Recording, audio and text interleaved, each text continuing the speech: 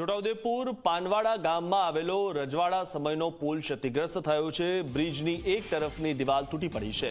રજવાડા સમયમાં બન્યો હતો આ બ્રિજ પુલ ક્ષતિગ્રસ્ત થતા ભારે વાહનોની અવરજવરને બંધ કરી દેવામાં આવી છે।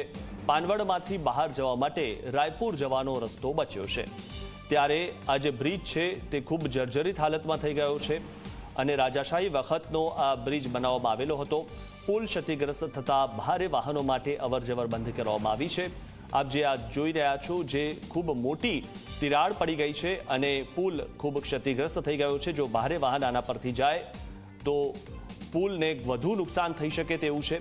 બ્રિજની એક તરફની દિવાલ આખી તૂટી પડી છે। આ દૃશ્યમાં પણ આપ જોઈ રહ્યા છો, ત્યારે રાજાશાહી વખતનો રજવાડા સમયમાં બન્યો હતો આ બ્રિજ અને હવે તે જર્જરિત થઈ ગયેલો છે।